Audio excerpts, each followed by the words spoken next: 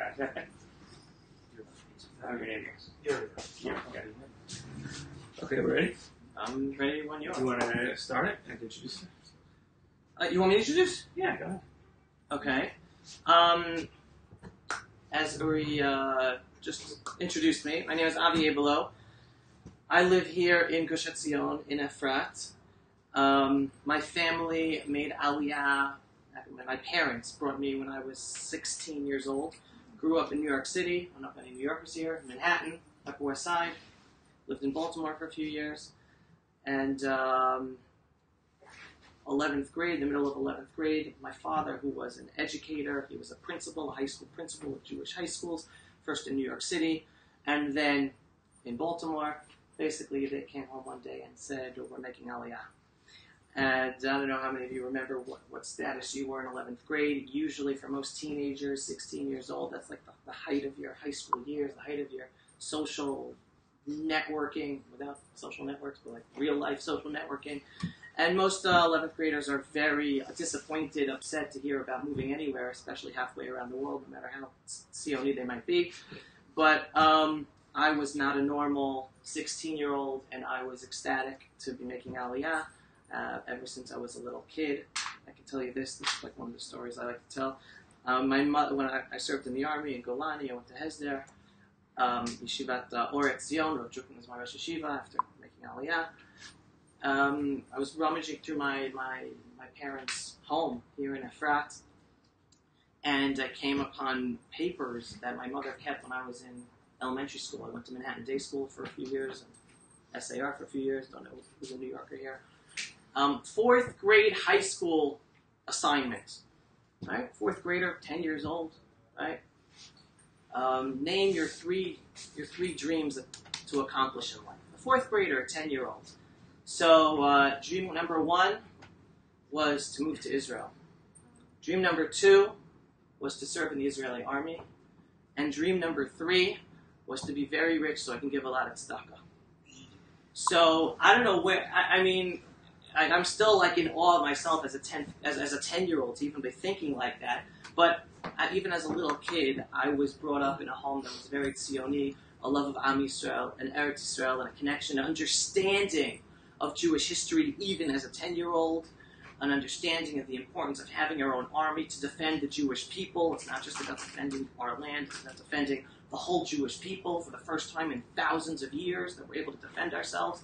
And I can gladly say that around 35 years later, I fulfilled 2 of those dreams. I'm still working on the 3rd. Still working. But who knows what God has in store for me. All right, that's basically my story in a nutshell. And today, I run a company called Israel Video Network, 12 Tribe Films.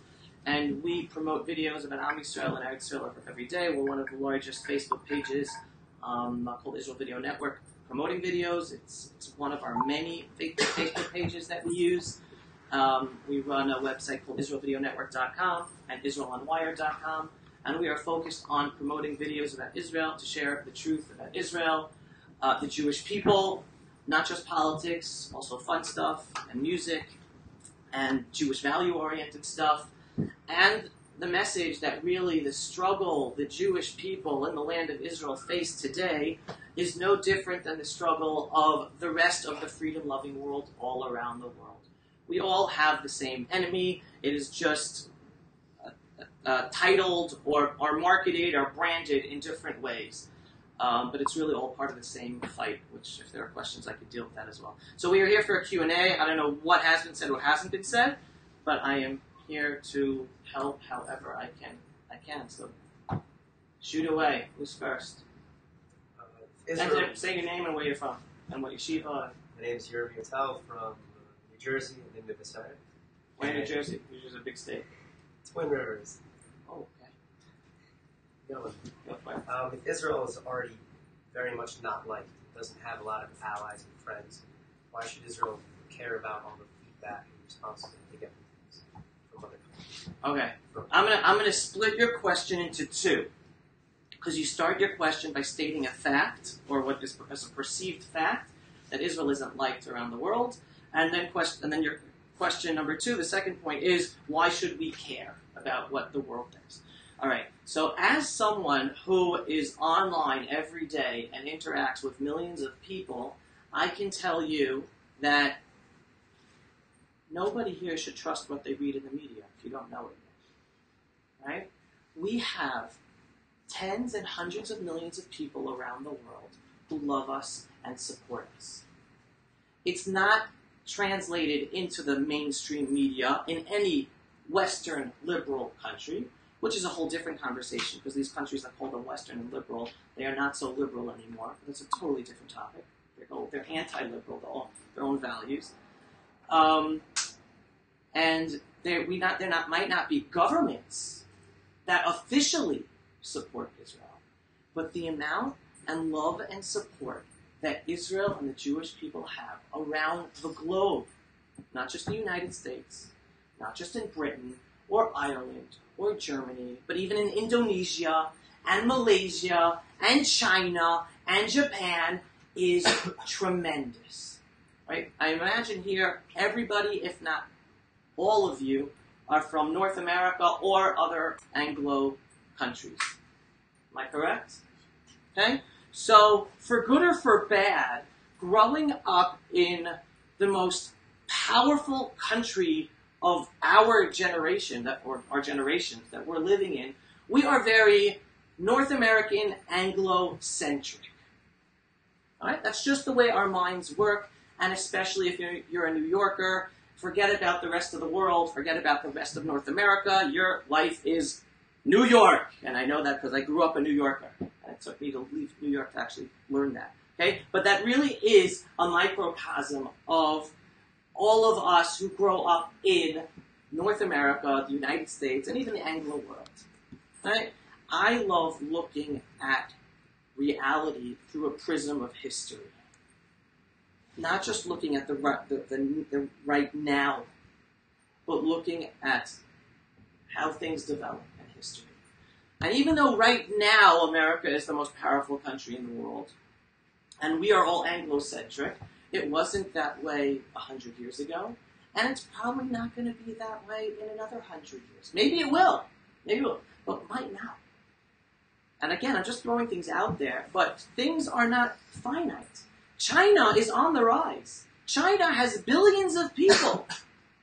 It could be another 10, 15 years, forget about 100. You're all going to have to teach your children Chinese, even though you're living in Israel, which I hope you are, or in North America, if you're still there and you're not here yet. Right? What I'm trying to give over to you is the fact that what you get across from today's governments and that are not pro-Israel, and from today's mainstream media, is not necessarily a reflection of the true situation of where Israel or the Jewish people stand on a public support level. And it definitely doesn't reflect what might be another 5, 10 years, because things are changing. Which goes back to the main point that I will go over and repeat time and again, and Uri, I've already heard, has repeated. We have to stick to our own truth. Not adapt to ourselves to what other people say we should believe, or is the realistic thing, or it makes sense because of today's geopolitics. We have to stick to our truth. And our truth is basic. We're the Jewish people, folks. We're not here for 70 years. The state of Israel is 70 years young. We are a 3,000-year-old country and nation. And we are home. And then the decisions made, geopolitical decisions, political decisions, advocating for Israel decisions, must emanate from that simple truth. Does that mean we should not take into consideration today's geopolitics and today's mass media? No. But it definitely means do not give up on your truth either. And many of our own leadership, I don't know what, Uri and I were aligned on many things, but we're definitely not aligned on everything, and I will say things that he won't say. He is much more politically connected than I am. But many of our own leaders no longer say or even believe in our truth, whether Jewish leaders and Israeli leaders. And therefore, I'm not here to convince our leaders to stand up for the truth. I'm here to talk to all of you and to talk to the world using social media today that I'm able to spread the truth of our message. All right? And that answered the second question as well. Meaning, Why should we care? On the one hand, we shouldn't. On the other hand, we have to know how to talk our truth to the rest of the world, even though they officially don't support us. That answer the question?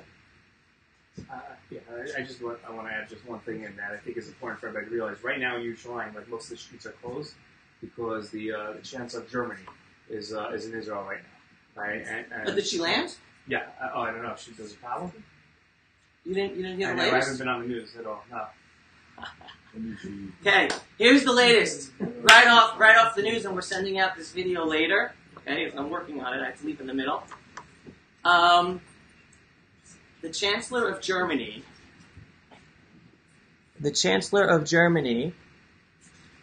Angela Merkel, before she flew from Germany to Israel, so I don't know if she landed, I don't know if she's going to land, she threatened the government of Israel that if we do not refrain from destroying the illegal Bedouin encampments next to your house, then she will not come on her visits. Wow. So that was the headlines this morning. It was her threat to the Israeli government. Either you listen to us and not destroy something that the European Union has been illegally funding, which is illegal in Israel, proven by the Supreme Court also. So what's the video I'm sending out later on? Later on I'm sending out a video that actually Ben Packer sent to me. It was his idea. And it's a powerful video of the legendary leader of Israel, Menachem Begin. I don't know exactly what year. I'm trying to find out what year. It's a video of him. And it was at a time where the German leader at the time, counselor, whoever it was, threatened Israel that we must recognize the state of Palestine. All right, so this must be like in the 1970s. And Menachem Begin, Zichrono Livracha, his answer to the German counselor, and this was on televised on television, recorded, so we have the video today to watch it. His answer basically was, no German can tell me anything. I survived Auschwitz. I'm a member of the proud Jewish people. We are here. This is our homeland. No German leader could ever tell us what to do or what not to do. That was basically the message of Menachem Begin to the German leader 40 years ago. And that's basically should be the message the Israeli government gives over to today's current German leader. But I didn't get the news updates yet. What has evolved since the threats?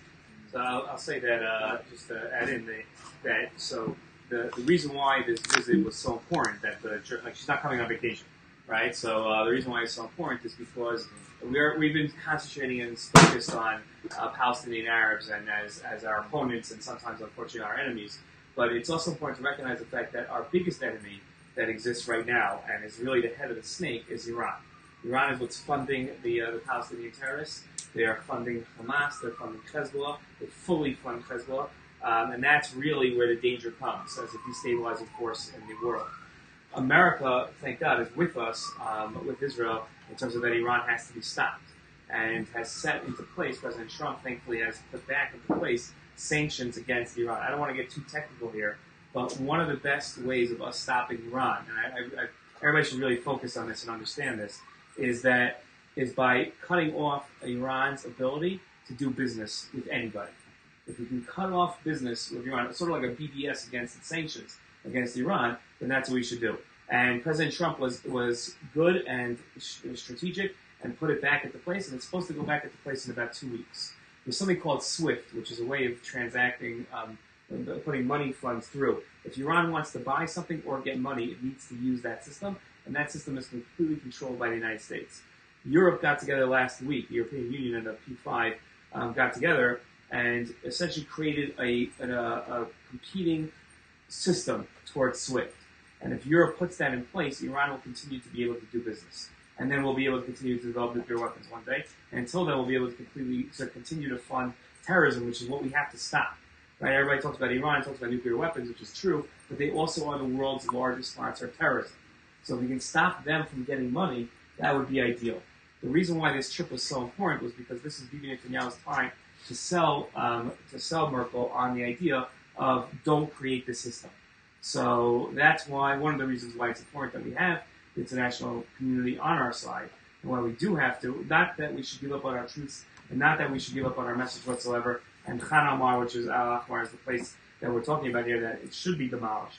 But at the same time, we need to make sure that the international community is with us in fighting our enemies, for the chief reason that they're also their enemies, right? France, which was sort of went on this almost pro-Iran type of way, all of a sudden Iran returned the favor by planning a massive terrorist attack in France, which was stopped by France, and then France decided to throw Iran out of the country, right? So countries are waking up to that, and this was Bibi's chance to convince her that she shouldn't set this up. So international support is important, not that we should give up our troops, but that we should make sure that they're said, like Ari said, in a way that the international community comes along with us. Because if we're isolated, that could be disastrous as well. No, but you need to answer that question. That's the war between the Shiites and the Sunnis. How they go on saying, do we actually want any of them to win? Because right now it's like in the middle right end of the day. Once one of them wins, we're going to do a bunch of attacks. So what do we actually want them? What is your name? Ajay Kostama. From? I'm Virginia. Virginia. Where do you study? I'm in Georgetown. Georgetown. Over David. What? Over David. Yeah. Who's my brother? That's it. You know Do you also know him. Give him a hug to me. What? Do you know about the Future? Don't worry, David. That's that. Okay, so first name again? Ezra. So Ezra's question was basically, what about the Sunni Shiite conflict, and who do we want to win, right? All right. So first of all, I'm going to do my best from here on in to give short answers that you can hopefully remember, and then go a little further to those who want to remember more information. Okay. The short answer: do we care who wins the Sunni Shiite war? No. That's my short answer. Why? The Shiites are more violent. And one second. The Shiites, for those who are not familiar, Shiites is Iran, basically Iran, and they're in all different pockets around the Middle East. The Sunnis are Saudi Arabia, Egypt, Jordan, and other pockets. All right, why? So I give you the short answer. And again, people can disagree with me, but I'll tell you why it doesn't matter. You have to understand Islam. All right, and in today's world, you cannot live today without understanding Islam, because Islam is creeping into all of our societies and affecting all of us.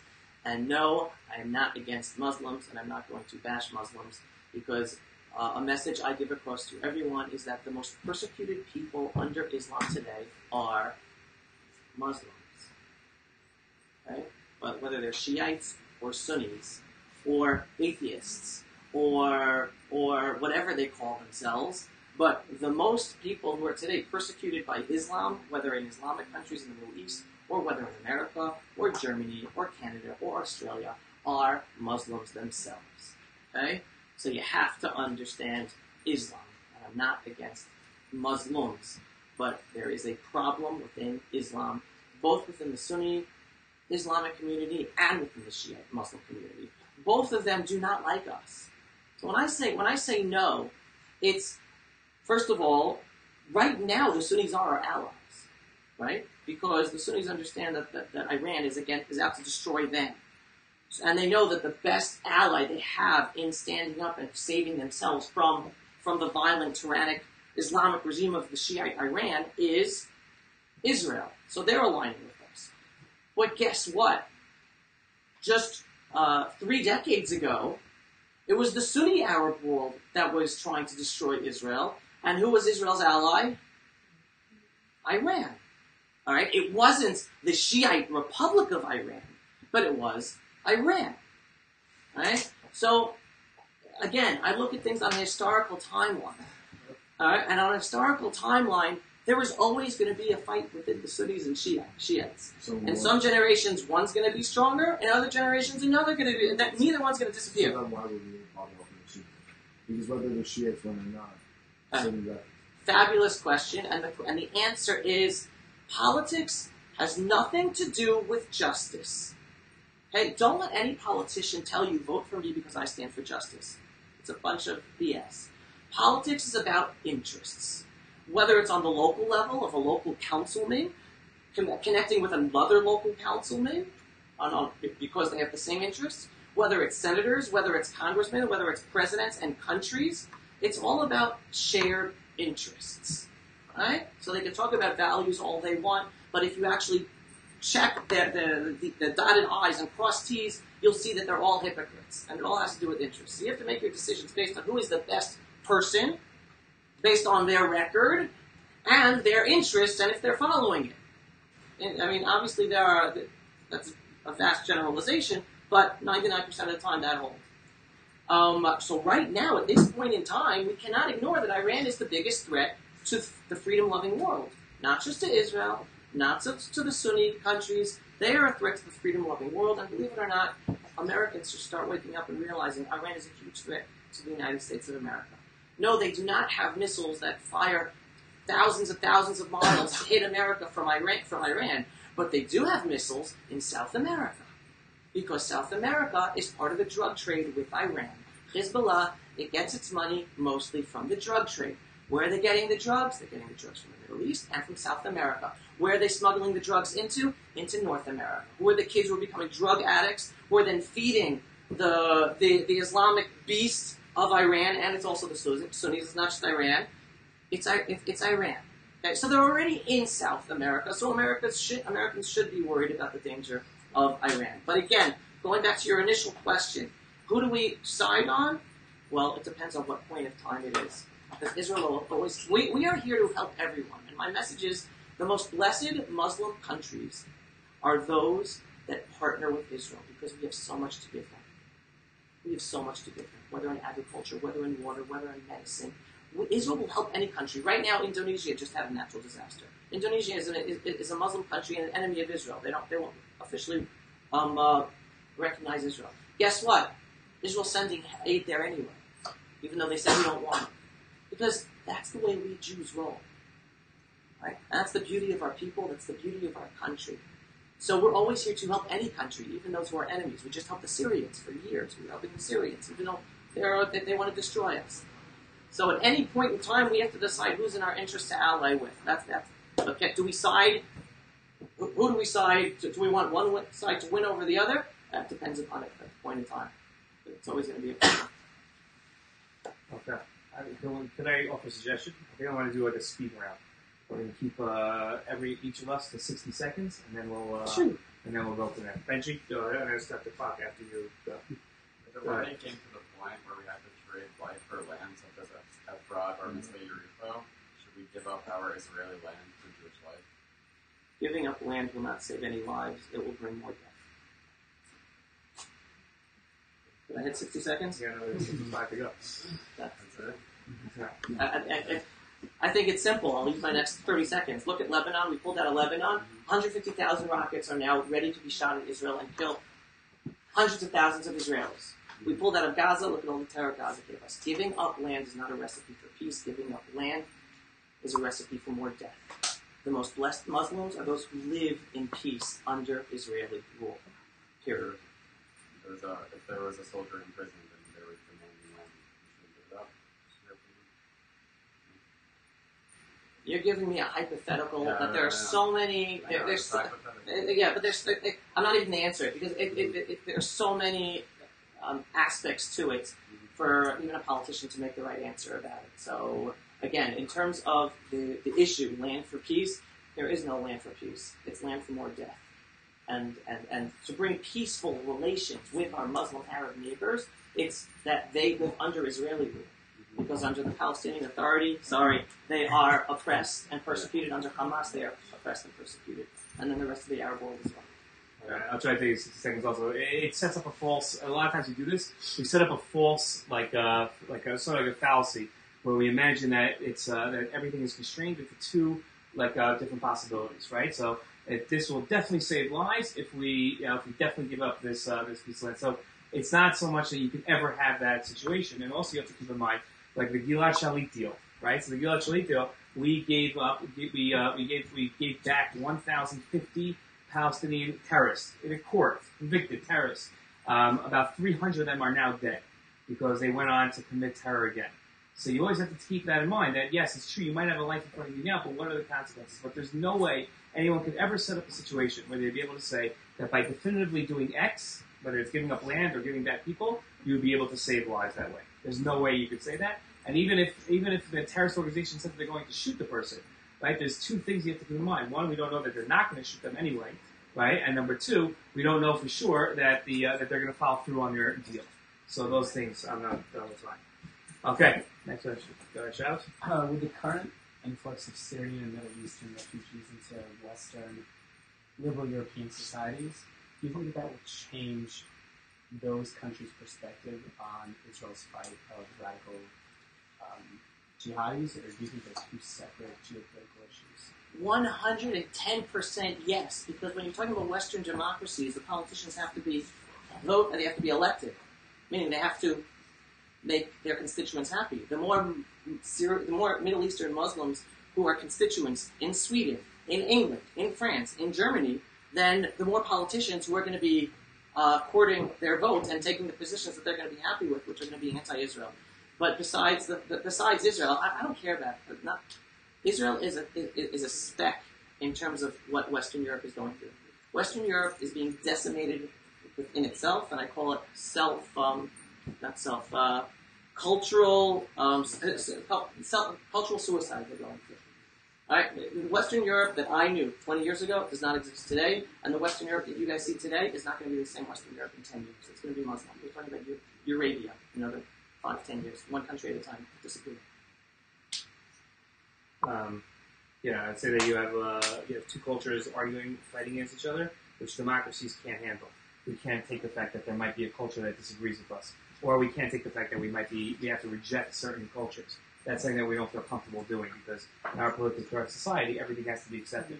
But when people come along and find it perfectly acceptable to murder their sisters if they go out and have an affair, or if they don't marry the type of person that they want them to, so that we have to recognize, okay, that's a different culture. It doesn't mean we have to reject every single Muslim refugee, right? It doesn't mean that we'll be able to accept only good ones or only bad ones, but there has to be some sort of a recognition of the fact, okay, we've got to somehow, and I think the world has to put more power into stopping the cause of the refugees, right? We sit there and say, okay, let Assad do whatever he wants, let Hezbollah do whatever they want, let Iran do whatever they want, and then we have to take in the brunt. No, let's go in, stop Assad, and let's put the refugees back into their homes in a safe society. That saves money, saves effort, and doesn't destroy back your own homeland. I think that's a safer way of doing things. So let me try to add 2 more points in less than 60 seconds.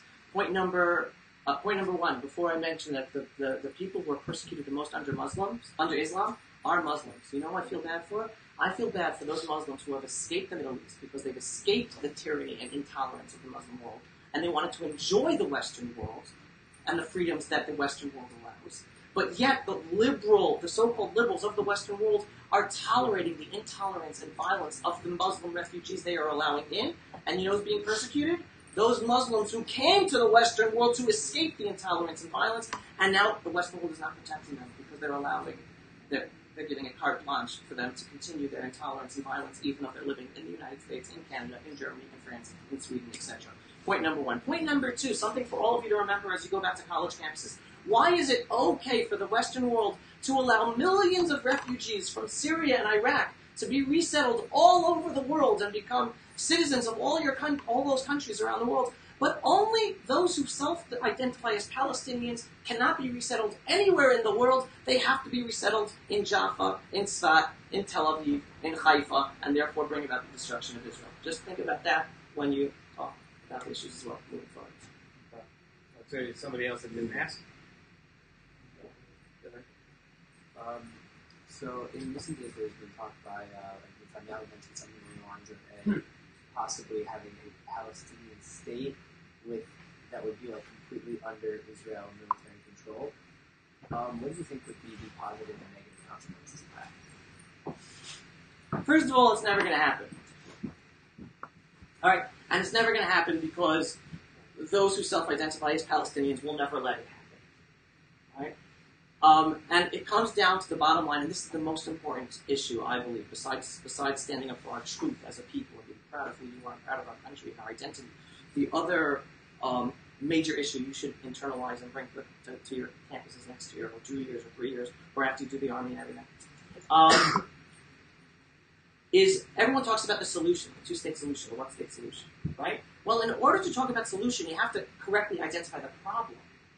If anyone who's interested in medicine, obviously, if you misdiagnose a medical issue, then no matter what treatment you give, it won't help it. So if you misdiagnose the problem of the Middle East, then one-state solution, two-state solution, if it's not addressing the correct problem, then it won't solve anything. And I believe that the whole Western world, and including many Israeli leaders, are misdiagnosing the problem. What do they diagnose the problem? Well, okay, they did misdiagnose the problem as, well, you have Arabs here who self-identify as Palestinians, and they need their national self-rights. And therefore we have to set up a state for them. One state, two state, whatever, give them national rights. And that's not the issue. The issue is you have people who've been trying to kill us for over 100 years. And they had multiple chances to agree to their own state, starting back in 1917, the Faisal-Weizmann Agreement. Every single time they were given the chance to have a state of their own, they said no. Therefore, the conclusion is they are not interested in their own state stamped side by side with Israel. As they have proven for over 100 years, they are interested in eradicating and killing Jews and destroying the state of Israel. So if you then understand that the problem is how do we deal with the fact that there are people living among us who are organized to destroy us, now what is the solution? Therefore, that solution, one, it will never happen because those who have been trying to eradicate us for over 100 years won't let that happen, and they will continue to try to destroy us in any case. And therefore, obviously, the two-state solution is not a solution because it doesn't address the problem. I think one extra thing, as I said, to talk for myself here, but one extra thing I think that's important to recognize is the fact that the world has done the Palestinian Arab community a disservice by keeping them as victims. If you speak to the average Palestinian Arab, they view themselves as a victim of the Israelis. And that's because the world has turned to them and told them that they're being victimized by Israelis, they're being victimized by the world. So by being told that over and over, the Palestinians can't think to themselves of how can we then create a solution to our own problems, because all our problems stem from the fact that we're victims. Jews never looked at themselves that way. After the Holocaust, we never said we're victims, now the world, please give us everything. We built up our own state. This is all us. Right? We didn't get America's aid until after 1967. Right? So this is all us that we built this up on our own. Right? We didn't turn to the world and say this is your problem. You have to solve this for us. So I think until then, there's not going to be a chance for any solution. I think that when you see Prime Minister Netanyahu come up with these innovative solutions, essentially what he's doing is buying time. I think he's just saying, like, oh, look, we are interested in peace. That's it, my 60 seconds. Okay, let's do two more questions. Yeah, over the past year, Israel and the United States were leaving UN organizations such as UNESCO due to their anti-Israel bias. Do you agree with such a policy, or should they remain in the organization to continue to advocate for Israel? Wow. Great question.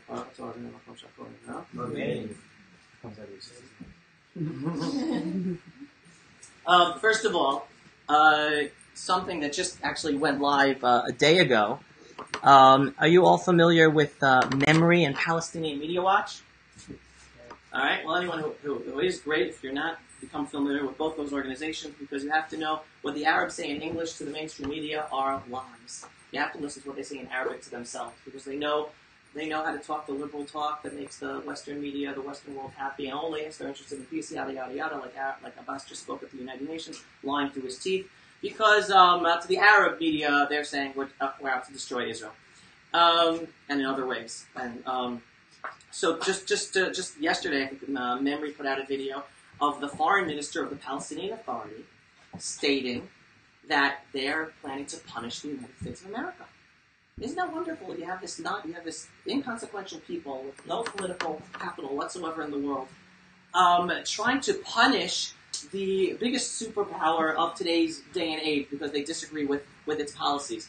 And as I wrote myself, like, it might have worked under President Obama, he might have buckled under such pressure, but I don't think President Trump is into that type of diplomacy. So they might be shooting themselves in the foot. But again, they just said in their own words, how are they going to punish the United States of America? And he said this exactly, and you can see the video on Memory YouTube channel.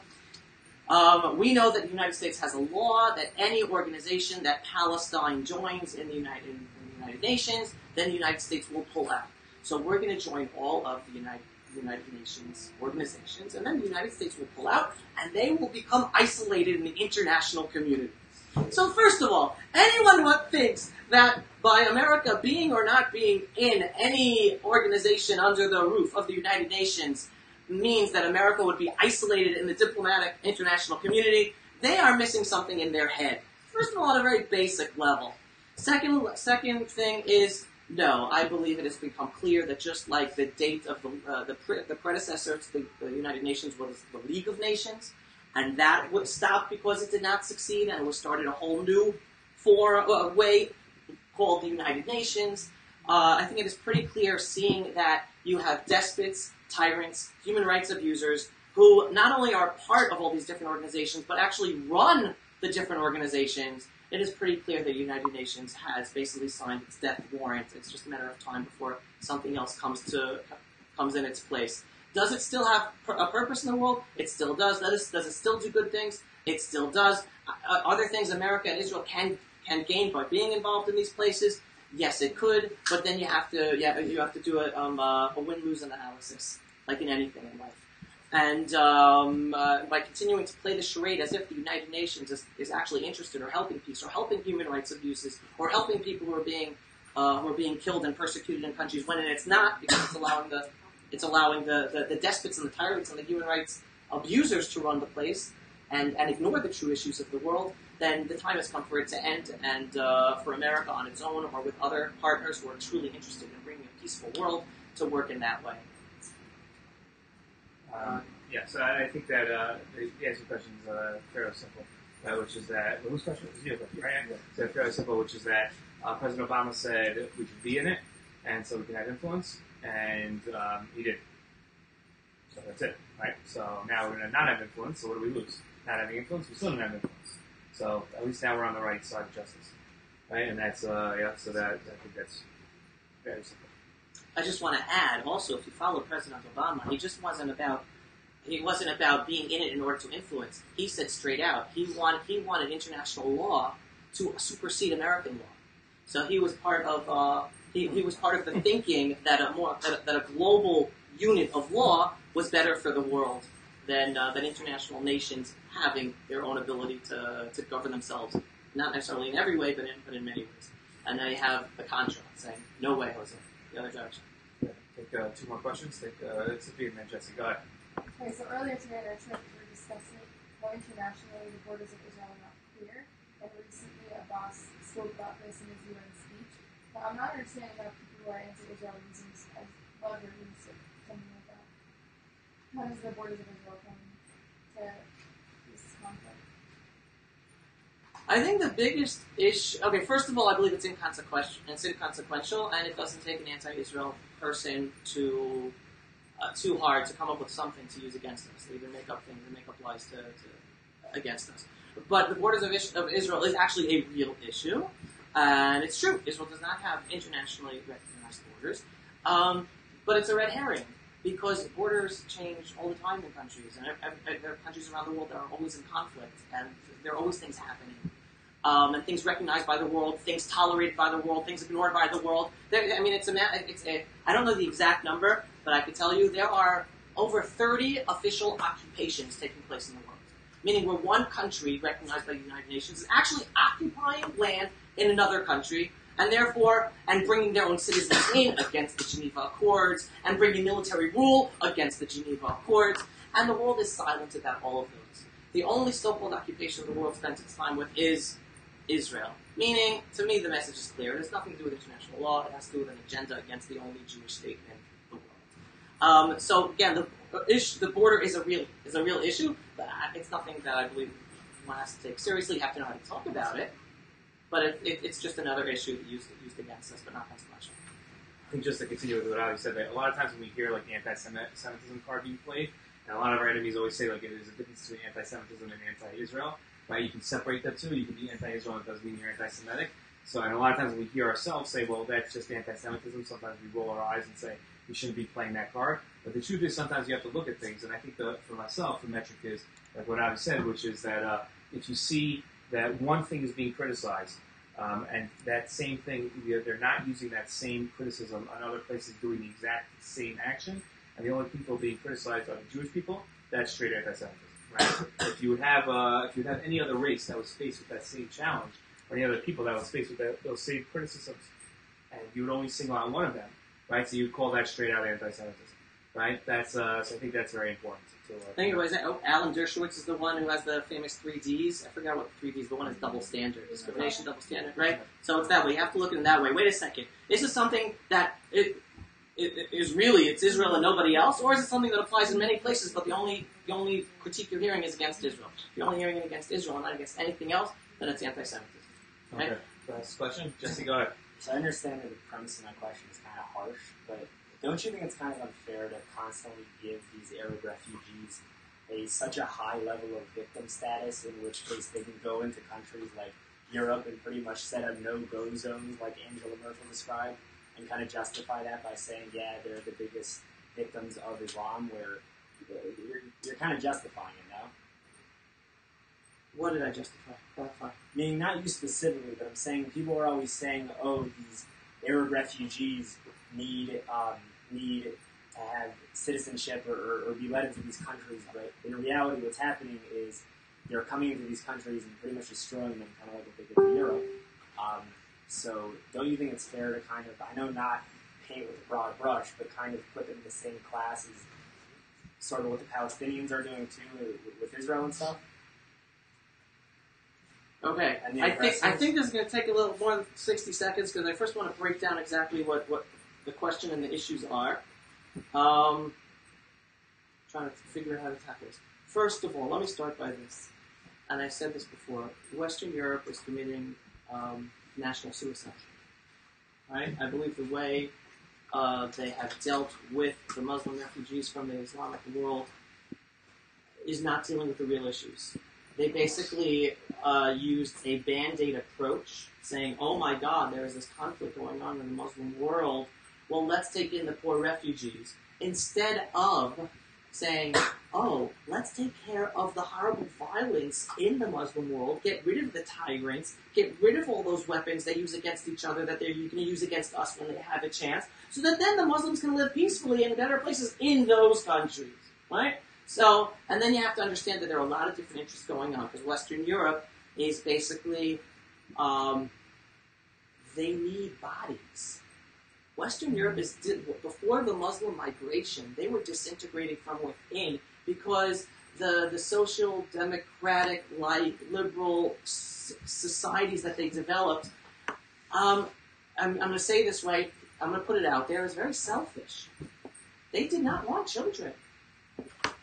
There are very few children in those Western European countries. They do not have enough people that are working, that has money in the economy to allow for social benefits for the older generation.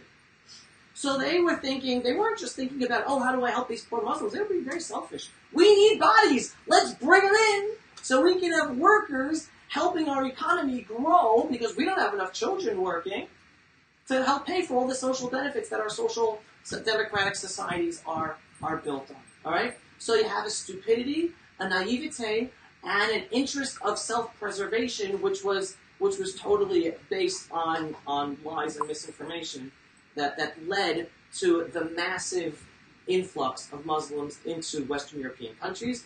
And again, with all of our historic problems with Eastern Europe, because it was the Eastern Europeans, besides Germany and Austria, who were the most vicious in the Holocaust, they at least understood that the influx of Muslim refugees would be destroying their countries, and they're the ones who stood up against it, and they're being vilified by Western Europe. So that's one issue. So the second issue, and I'm sorry for taking more than 60 on this one, just a complex one.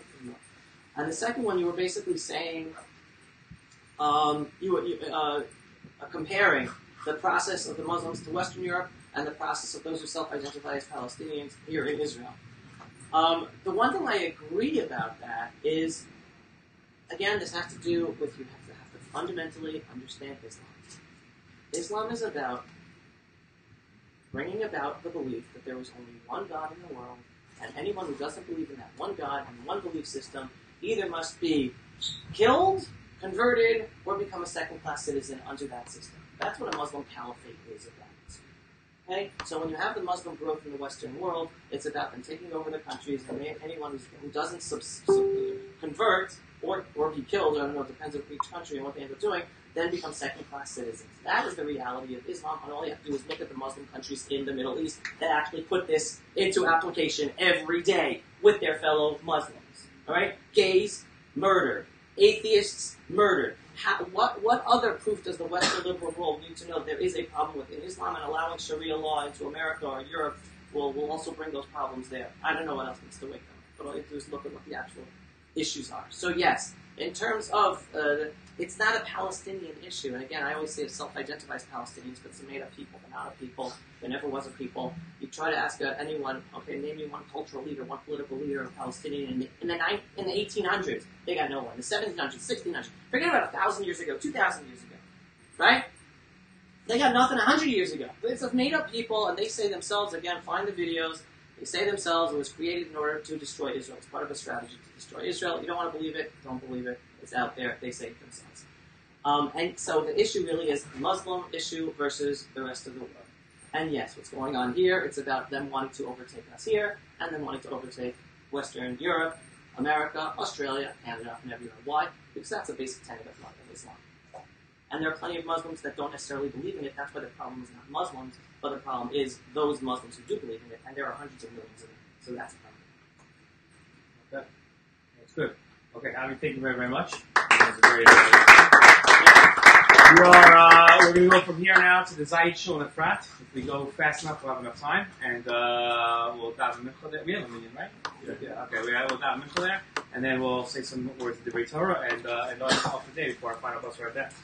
I think one day you'll learn about this place that you're in, besides the great air conditioning that they have. But it's a truly meaningful place here. Thanks for watching, everybody.